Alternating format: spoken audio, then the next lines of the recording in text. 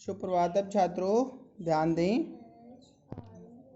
महामना मालवीय पहले आपको पढ़ाया गया, अब आपका पंचशील सिद्धांता। इस पर ध्यान दें। पंचशील सिद्धांता, देखिए इसका मतलब है पंचशील सिद्धांत। पढ़ना प्रारंभ करें।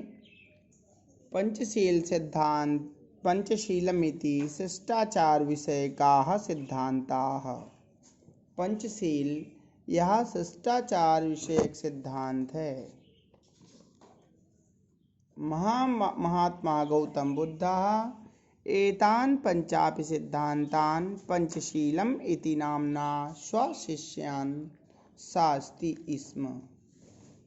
महात्मा गौतम बुद्ध ने इन पांचों सिद्धांतों को पंचशील नाम से अपने शिष्यों को उपदेशित किया। अतएव अयं शब्दः अधुनापि तथैव स्वीकृतः। इसीलिए ये शब्द इस समय भी उसी प्रकार स्वीकृत हैं। इमे सिद्धांताः क्रमेण एव सन्ति। ये सिद्धांत क्रम से इस प्रकार हैं। नंबर 1 अहिंसा, नंबर 2 सत्यम, नंबर 3 अस्तेयम, नंबर 4 अप्रमादः, नंबर 5 ब्रह्मचर्यम इति।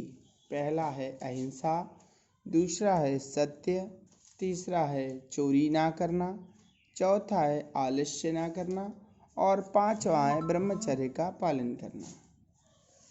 इंद्रियों को वश में रखते हुए अपनी इच्छानुसार इंद्रियों से कार्य कराना, ये है ब्रह्मचर्य। बौद्ध युगे इमे सिद्धांताः वैयक्तिक जीवनस्य व्युत्थानाय प्रयुक्ताः सन्। बौद्ध युग में ये सिद्धांत व्यक्तिगत जीवन के उत्थान के लिए प्रयोग किए गए थे।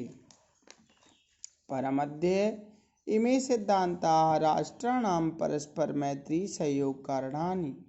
किंतु आज ये सिद्धांत राष्ट्रों की आपसी एकता, आपसी मित्रता और सहयोग के कारण हैं। विश्व बंधुत्वस्य विश्व शांतिश्च साधनानि सन्ति। और विश्व बंधुत्व तथा विश्व शांति के साधन हैं। राष्ट्रनायकस्य श्री जवाहरलाल नेहरू महोदयस्य प्रधानमन्त्रित्वकाले चीन देशेन सह भारत मैत्री पंचशील सिद्धान्तान् अधिकृत्य एव भवत्। राष्ट्रनायक श्री जवाहरलाल नेहरू महोदय के प्रधानमंत्रित्व काल में चीन देश के साथ भारत की मित्रता पंचशील सिद्धांतों के आधार से ही हुई थी। यतो ही उभावपि देशौ बौद्ध धर्मे निष्ठावन्तौ, क्योंकि दोनों ही देश बौद्ध धर्म में निष्ठावान थे। आधुनिके जगति पंचशील सिद्धांताः नवीनम राजनैतिकम स्वरूपम गृहीतवन्तः। इस समय संसार में पंचशील सिद्धांत नए राजनीतिक स्वरूपों को ग्रहण कर चुके हैं। एवं च व्यवस्थिता, जो निम्न प्रकार से व्यवस्थित हैं। पहला, किमपि राष्ट्रं कस्यचिदन्यस्य राष्ट्रस्य आन्तरिकेषु विषयेषु कीदृशमपि व्याघातं न करिष्यति। कोई भी राष्ट्र किसी अन्य राष्ट्र के आंतरिक विषयों में किसी भी प्रकार का हस्तक्षेप नहीं करेगा। दूसरा, प्रत्येक राष्ट्र परस्परं प्रभुसत्तां प्रादेशिकीम् अखण्डतां च सम्मानयिष्यति। प्रत्येक राष्ट्र एक दूसरे की प्रभुसत्ता, स्वामित्व तथा प्रादेशिकीय अखंडता का सम्मान करेगा। तीसरा, प्रत्येक राष्ट्रं परस्परं समानतां व्यवहरिष्यति। प्रत्येक राष्ट्र एक दूसरे के साथ समानता का व्यवहार करेगा। नंबर 4, किमपि राष्ट्रम अपरेण नास्कृष्यन्ते। कोई भी राष्ट्र दूसरे का अतिक्रमण नहीं करेगा।